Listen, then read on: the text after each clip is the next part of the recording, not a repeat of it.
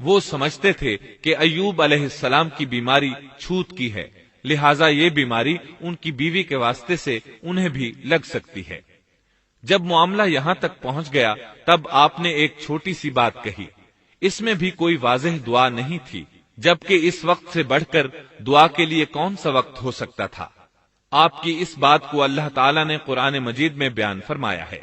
سورہ انبیاء آیت 83 میں ہے، وَأَيُّوبَ إِذْ نَادَى رَبَّهُ أَنِّي مَسَّنِيَ الضُّرُّ وَأَنْتَ أَرْحَمُ الرَّاحِمِينَ۔ اور ایوب کی اس حالت کو یاد کرو جبکہ اس نے اپنے پروردگار کو پکارا کہ مجھے یہ بیماری لگ گئی ہے اور تو رحم کرنے والوں سے زیادہ رحم کرنے والا ہے۔ مجھے آزمائش نے آ لیا ہے اور تو ارحم الراحمین ہے۔ مطلب یہ کہ آپ نے واضح الفاظ میں دعا نہیں فرمائی، یہ نہیں فرمایا الہی مجھے تندرستی عطا فرما، الہی مجھے رزق عطا فرما اور میری حالت ایسی ایسی ہو گئی ہے، تو رحیم و کریم ہے، بلکہ یوں کہا وَأَنْتَ أَرْحَمُ الرَّاحِمِينَ، عرض کیا میری نسبت میری حالت کو تو ہی بہتر جاننے والا ہے۔ اللہ تعالیٰ نے دوسری آیت میں آپ کی حالت کو اس طرح بیان کیا ہے۔ سورہ صاد آیت 41 میں اللہ تعالیٰ فرماتے ہیں، وَاذْكُرْ عَبْدَنَا أَيُّوبَ إِذْ نَادَى رَبَّهُ أَنِّي مَسَّنِيَ الشَّيْطَانُ بِنُصْبٍ وَعَذَابٍ۔ اور ہمارے بندے ایوب کا بھی ذکر کر جبکہ اس نے اپنے رب کو پکارا کہ مجھے شیطان نے رنج اور دکھ پہنچایا ہے۔ گویا آپ نے اس بیماری اور مصیبت کو اللہ تعالیٰ کی طرف منسوب نہیں فرمایا، بلکہ اللہ تعالیٰ کو اس سے مبرہ و پاک ٹھہرایا اور اسے شیطان کی طرف منسوب کیا۔ یوں نہیں کہا اللہ تو نے مجھے مصیبت میں ڈال دیا، بلکہ اس کو غیر اللہ یعنی شیطان کی جانب منسوب کیا۔ حدیث میں بھی اسی طرح آتا ہے، وَالشَّرُّ لَيْسَ إِلَيْكَ، برائی تیری طرف سے نہیں ہے۔ آپ نے اپنی حالت کو بھی ایسے ہی پیش کیا اور یوں عرض کیا، أَنِّي مَسَّنِيَ الضُّرُّ وَأَنْتَ أَرْحَمُ الرَّاحِمِينَ۔ اللہ تعالیٰ نے آپ کی التجا کو اسی لمحے شرف قبولیت سے نوازا۔ کتنے ہی موقع ایسے آئے تھے کہ اس سے قبل بھی آپ دعا کر سکتے تھے اور وہ قبول ہو جاتی، لیکن آپ نے صبر کا دامن تھامے رکھا۔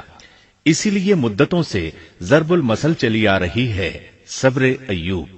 جب آپ نے اپنے پروردگار سے اس انداز میں دعا مانگی تو اللہ تعالیٰ نے ان سے آزمائش ختم کر دی۔ اللہ تعالیٰ سورہ صاد آیت 42 میں فرماتے ہیں، ارکض برجلک هذا مغتسل بارد وشراب۔ اپنا پاؤں مارو، یہ نہانے اور پینے کے لیے ٹھنڈا پانی ہے۔ جب انہوں نے پاؤں زمین پر مارا تو پانی کا چشمہ جاری ہو گیا۔ علماء کرام کہتے ہیں جب انہوں نے اس پانی سے غسل کیا تو جسم کے بیرونی حصے سے بیماری ختم ہو گئی، اور جو ہی پانی پیا جسم کے اندرونی حصے کی بیماری ختم ہو گئی، اور یہ اللہ عز و جل کا عظیم احسان ہے۔ پھر سے بالکل تندرست بن گئے، ان کی صحت و توانائی لوٹ آئی، ایسے صحت مند ہو گئے جیسے پہلے کبھی ہوا کرتے تھے۔ ان کی زوجہ محترمہ باہر سے گھر آئیں تو بالکل نہ پہچان سکیں۔ ان سے پوچھنے لگیں، کیا آپ نے اللہ کے نبی میرے خاوند یعنی مرض میں مبتلا شخص کو دیکھا ہے؟ اللہ کی قسم جب میرے خاوند صحت مند تھے تو بالکل آپ جیسے تھے، میں نے آپ سے بڑھ کر ان سے ملتا جلتا آدمی آج تک نہیں دیکھا۔ اس پر ایوب علیہ السلام بولے، کیا تم نے مجھے پہچانا نہیں؟ انہوں نے حیران ہو کر پوچھا، آپ کون ہیں؟ تب وہ بولے، میں ایوب ہوں۔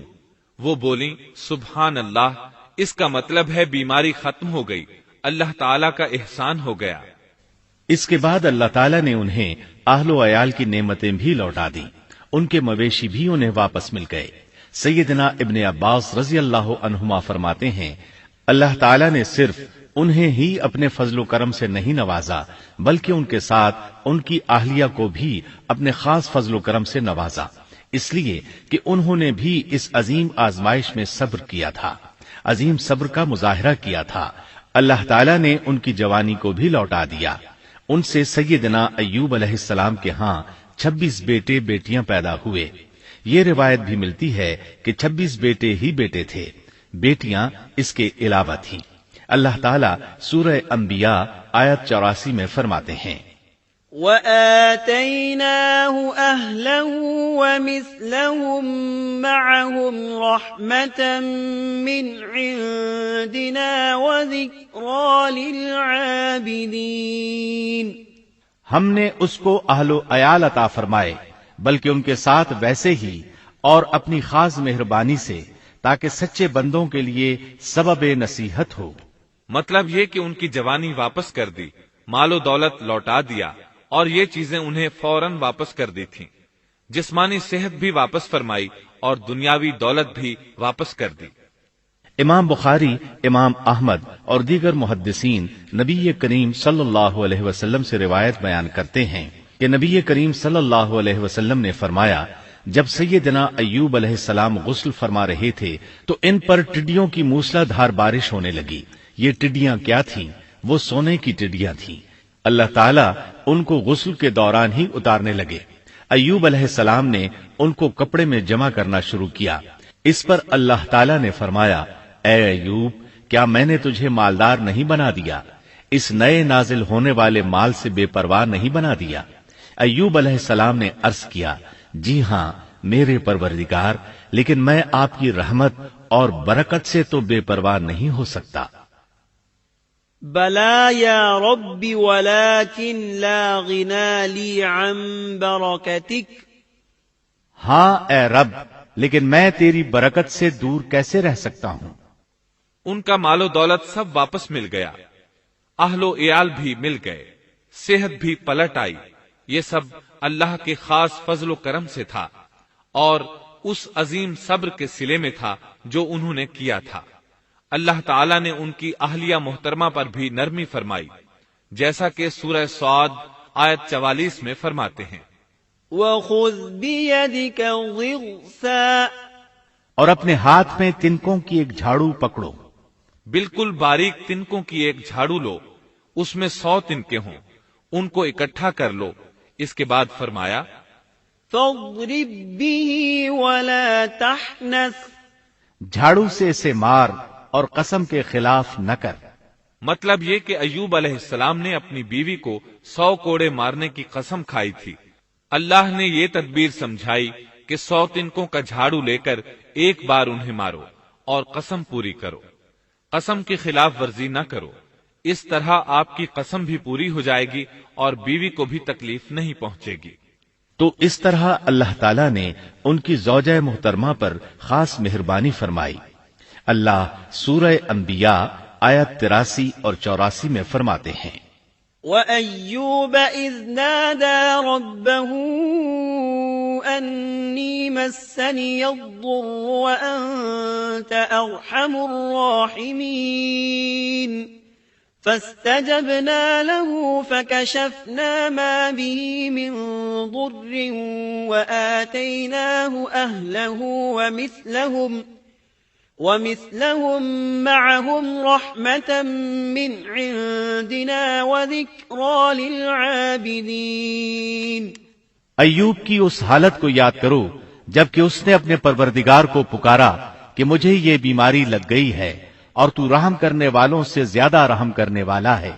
تو ہم نے ان کی سن لی اور جو دکھ انہیں تھا اسے دور کر دیا اور انہیں اہل و عیال عطا کر دیے، بلکہ ان کے ساتھ اپنی مہربانی سے ویسے ہی اور عطا کر دیے تاکہ سچے بندوں کے لیے نصیحت کا سبب ہو۔ اسی طرح اللہ تعالی سورہ صاد آیت 41 تا 44 میں فرماتے ہیں، وَاذْكُرْ عَبْدَنَا أَيُّوبَ إِذْ نَادَى رَبَّهُ أَنِّي مَسَّنِيَ الشَّيْطَانُ بِنُصْبٍ وَعَذَابٍ ارْكُضْ بِرِجْلِكَ هذا مغتسل بارد وشراب ووهبنا له أهله ومثلهم معهم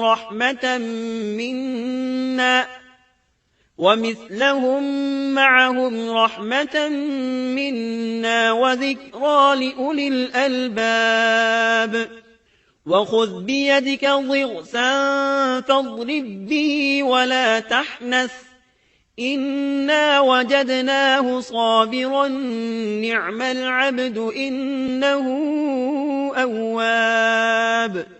اور ہمارے بندے ایوب کا بھی ذکر کیجئے جب انہوں نے اپنے رب کو پکارا کہ مجھے شیطان نے رنج اور دکھ پہنچایا ہے، اپنا پاؤں مارو، یہ پینے اور نہانے کے لیے ٹھنڈا پانی ہے، اور ہم نے انہیں ان کا پورا کنبہ عطا فرمایا، بلکہ اس کے ساتھ اپنی خاص رحمت سے اور عقل مندوں کی نصیحت کے لیے اتنا ہی اور بھی عطا کر دیا۔ اور اپنے ہاتھ میں تنکوں کی ایک جھاڑو لے کر مار دیں اور قسم کے خلاف نہ کریں، سچ تو یہ ہے کہ ہم نے اسے بڑا صابر بندہ پایا، وہ بہت نیک تھے اور بہت ہی رغبت رکھنے والے تھے۔ یہ ذکر تھا سیدنا ایوب علیہ السلام کا جو اختتام کو پہنچا۔